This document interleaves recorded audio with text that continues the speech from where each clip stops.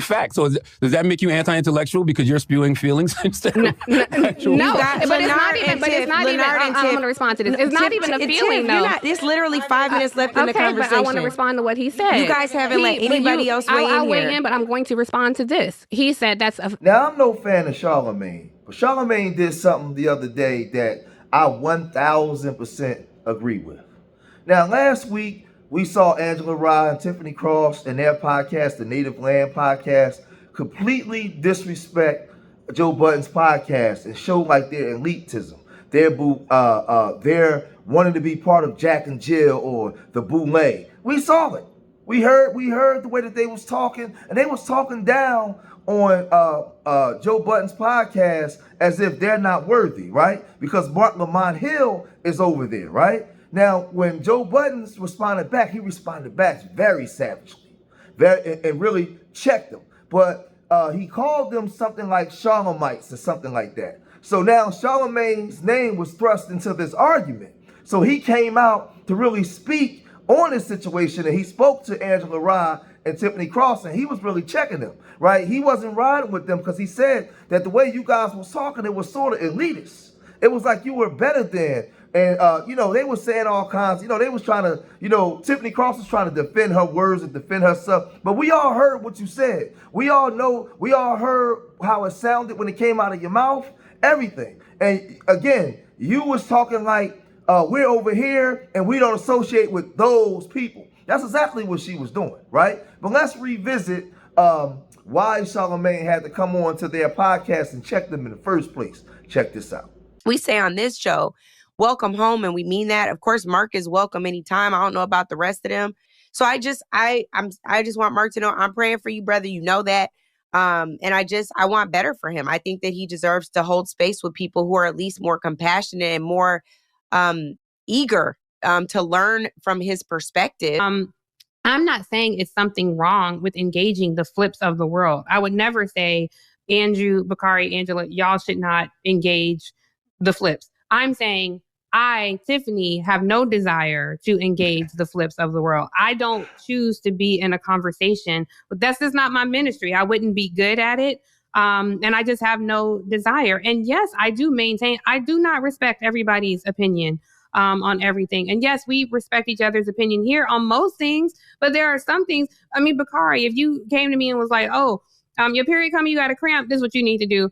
I'm probably like, what are you basing that on, Bakari? Like, where did you get that from? Like, that's not necessarily your area of expertise. I got that off Instagram. My acceptance of her non-invitation becomes relevant, right? Like Angela Wright, I can assure you, like, I've got over 25 years in this business. I can assure you, if you and I are in the same place, it's a mistake on my part. Like, I'm all for people saying who's invited and uninvited places, so I ain't mad at it. But we would never be in the same space. You, quote-unquote, intellectuals seem to be pulling a lot from places that, again, like it said, you admittedly know very little about. It just comes off a way. Yeah, it comes off a way. It's like if you put, especially when you pretending to do all of this super black kumbaya. I got a problem with that too. Mm-hmm. I got a problem with the people that masquerade as kumbaya, super black, all for the people, and I'll be the first one to tell you how we're different. I come on here every week and say we're less different than we all like. We just got different ideologies. But I'm not going to keep listening to people who in 25 years, I've never said the name Angela Rye. I don't give a fuck about nothing y'all talking about over there. I'm saying that respectfully. So this thing gets real goofy because Charlamagne had to really come out and get out in front of this, because Charlamagne was the one that introduced these women to the black community. They came in through the Breakfast Club, right? And that's why he called them Charlamites. And Charlamagne, he came out and spoke because, remember, when they was talking, they was basically saying that Joe Buddens and that crew was not intellectual enough to have a conversation with them. That they're not somebody that they would want to talk to. So Charlamagne, said, well, I guess I'm intellectual enough. I'll have the conversation. And it went like this. I agreed with Joe. I felt like, it came off, very elitist, very Jack and Jill, very You know, I got my nose up at these Negroes. My biggest issue with it was, well, damn, you know, a person who's an intellectual should look at the whole context of a situation before they have a conversation about it. I feel like, you know, Andrew said one of the strongest points last week when Andrew was like, I don't watch this show enough to have an opinion about it.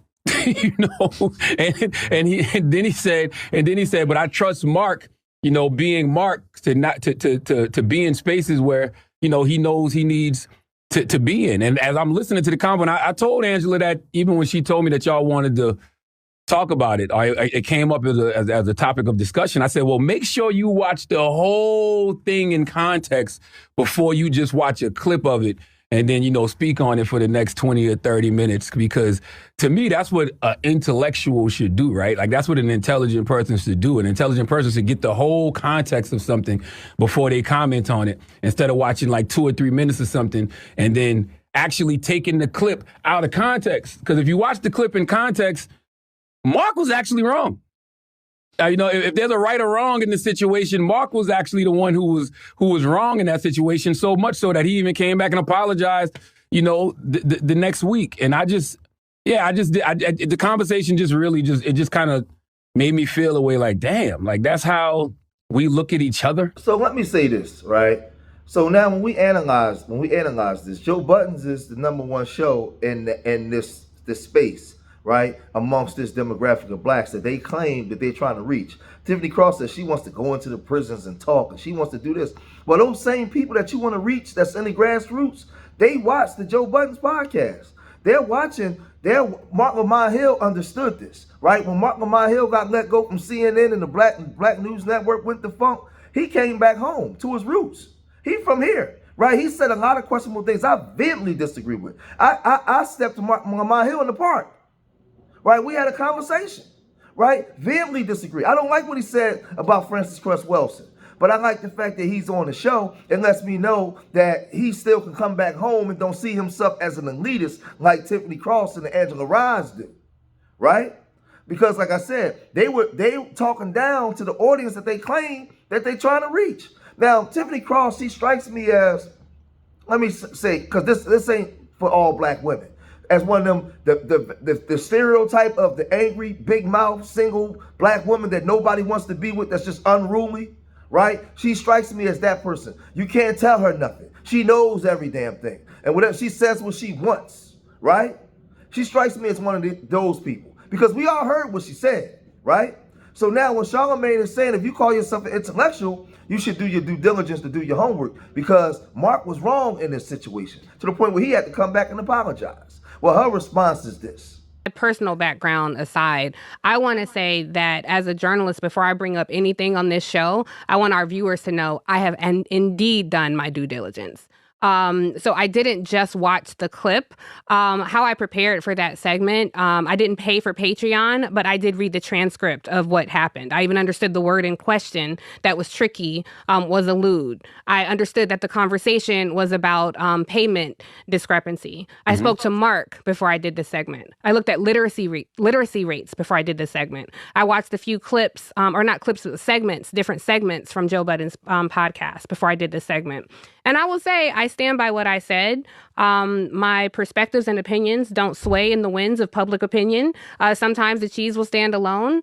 I do think there is very much a toxic landscape that is fueled by a lot of podcast bros. But I definitely agree with you, Charlamagne. Before you have an interview with anybody, before you sit down and speak on something, I would advise anyone to be well informed, whether it's politics, sports, anything like that. And so I don't think that the issue was that the collective was not well informed. I don't think that was my perspective. I think the issue that a lot of people felt is they felt attacked. And so I want to be clear that I wasn't saying who was an intellectual and who was not. My perspective was there is an anti-intellectual movement ravaging the Black community. I also want to be clear that I was not saying that no one should talk to Flip or Joe Budden. Certainly somebody should. Someone should be reaching out to them. That's not my ministry. Tiff, it's interesting. You say you like talking to the incarcerated. Like, who do you think the incarcerated are listening to? Like the incarcerated are listening to things like the Joe Budden podcast. Like they're listening to, places like the Breakfast Club. Like that's who they're actually tuning. And see, Charlamagne was basically exposing to her about the demographic again that they're trying to reach, right? And she heard everything she said, but I gotta say it again. We talk all day about the problematic black men in the black community. We know who they are. We have a 15th degree black belt and talking about this black man and the ones that are a problem that we need to fix. But Tiffany Cross represents one of the problematic black women in the community. That's never going to get us anywhere. That's not going to actually have an intact family. She represents that stereotype, the stereotype. Because she goes on to say that what they do is not part of her ministry. Well, why was you speaking on them in the first place, right? Why was you? She's one of the ones that support a lot of the policies that's diametrically opposed to our community, while still acting like she's for the community because she has brown skin, because she's black. She's a black woman, right? But she's not an ally to our community, right? She has an elitist attitude, and she yearns to be part of that black elite class that thumbs her nose up at black people, right? So again, she's still talking like this. What I find frustrating is when you are not receptive or curious. I don't need to talk to people wherever you are, whatever your background is. If you're not receptive or curious, then you are likely not my audience and I'm likely not yours. I am curious about things. I can learn from anybody, but I don't necessarily respect everybody's opinion. And I don't think all the people say I respect everybody's opinion. Use a lie. I don't believe that. There are people there. Go ahead. Can you be intellectually curious without respecting everybody's opinion? Yes. You looking at somebody who's intellectually curious without respecting everybody's opinion. Because I consider myself intellectually curious, so I'm the type of person that I'm gonna hear you out. I may not want to hear you again, but I'm gonna at least take the opportunity to listen to you at least one time. No, there's a gentleman by the name of Corey. He is a lovely person. He happens to be schizophrenic and homeless, and he's in the front of my building. And he has an opinion on everything. And I sit there and chat with Corey sometimes just because he's so nice and so sweet, and I give him bread because he likes to feed the birds. I don't respect Corey's opinion on anything. He got opinion on the financial systems and the banks and all the things that he wants to tell me about. I don't respect your opinion anymore. Now, you sound like a fool. And I'm giving you reason right there in real time, challenging you. But I can't fill a cup that's already full. So now, no, I don't respect your opinion. And Bakari said this is South Carolina saying, but I think all black folks say this. If I'm arguing with a fool from a distance, you can't tell the difference. I don't need to be where fools gather. If somebody else feels called to say no, it is my ministry to go inform, to go educate this particular group of people. I would never shit on that. That's just not even my way. I'm like, live and let live, go do it. That's just not what I choose to do. I understand. I guess the issue comes, and I can't believe I'm on here defending the Joe Budden podcast, right? but I guess the issue is, I don't think fools go together at the Joe Budden podcast. I don't think anybody in that room... I didn't say that, for the record. Yeah, I don't think anybody in that room is a fool. And I also feel like, we should be happy that people like Mark Lamont Hill want to be on big black platforms. I think that's the biggest problem I have right now is that, we tend to knock, certain platforms when what we should be doing is infiltrating those platforms. I know everybody likes to, go at Stephen A. Smith. I want to see more black elected officials, more black politicians, more black spiritual leaders, more black activists, more black people with something to say about black issues go on platforms like Stephen A. Smith. I'm not complaining about anyone having a large audience. I'm complaining about who his audience is. He has a large audience of mostly conservative white folks. Now, I'm no fan of Charlamagne or Stephen A. Snitch, but I understand what Charlamagne was saying when he's talking to this elitist chick, right? I understand what he's trying to say, because this is the thing. I'm not a fan of going to talk to those W folks that's going to those colleges. But when you get our black conservatives and our grassroots, we should be engaging in conversations with them because we should be exposing them, right? So when they have those big platforms like that, we should be having our debates and our conversations amongst each other as black people. I 100% agree. Do I think that Stephen A. Smith is a sellout and be selling out? Yeah, right? But I don't think that we shouldn't go on to his show to challenge him. Right, as black people. I don't care about those Charlie Kirk followers and all that. I don't want to talk to them. Talk to them for what? Right? But I think the so-called black elitist class, They try to talk down to us because they know that they can't have a conversation with us because we're going to expose them. So that's why the Tiffany Cross and Angela Rye and them try to run interference, right? That's why the Roland Martins and them try to run interference. So I think that we should engage with them and smash them and let the world know that it's a new day. Y'all, because they have these major platforms for a reason. So don't run from the platforms. Go to the platforms and inform them. So I agree with Charlamagne when he says that, right? But again, you talking to a woman that doesn't respect black men. She's the same way you got the black men in the community that don't respect the community. She's one of those black women that don't respect black women. I mean, respect black men. She don't even respect black women because she's going to run into a problem with Angela Rye because she's not even respecting her co-hosts on the show. She's just running her mouth. Check it out.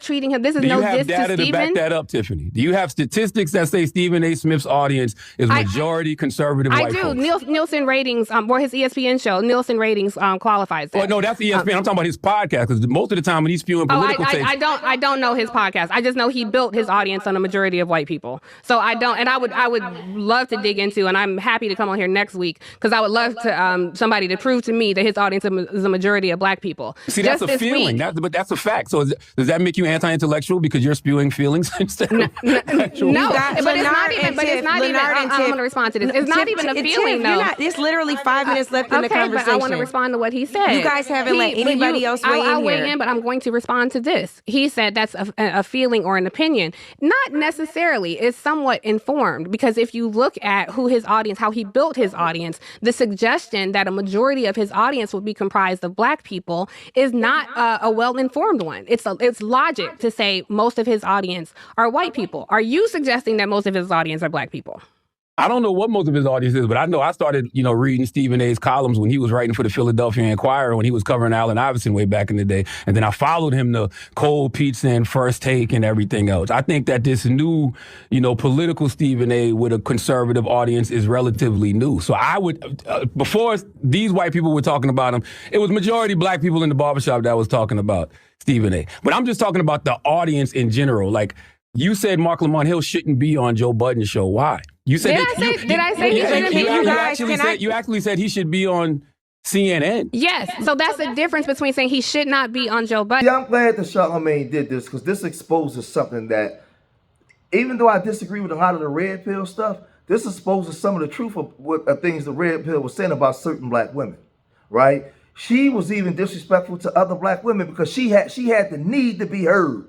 And I'm going to get my point across. Even when I know I'm back in the corner and I'm being exposed for the words that I said, I don't care. I'm going to be unruly. And sister, you be quiet for a minute because I got something to say, right? There's a lot of women like that in our community, a whole lot of them, right? And I'm glad that was exposed because she was talking down. She was talking down on the Joe Budden's podcast.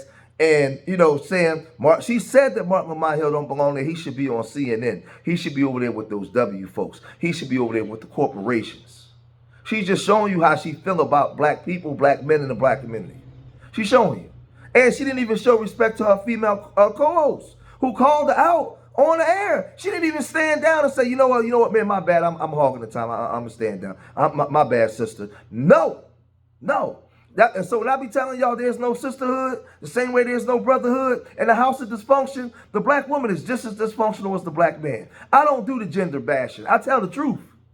And it exposes itself. So I'm no Stephen A. fan, but I understand the context without the emotion. Take all the emotion out and understand platforms. So if he has a platform, go on there and smash him out. Pause. But go on there and let him know. That's why, like Tariq, he goes on to these different podcasts to have conversations. We all should, because we have to throw our hat in those political rings if we want to get things done. Right? So, man, listen. You always had this elite class, and she's an elite. She sees no, she's not. Excuse me. She sees herself as an elitist, but she's delusional, highly delusional. But y'all gotta let me know what y'all think about this. If you made it this far in the video, hit that like button, subscribe to Street Media TV, leave your comments in the comment section. Let me know what you guys think. And remember, I love y'all. Till the next time. Peace.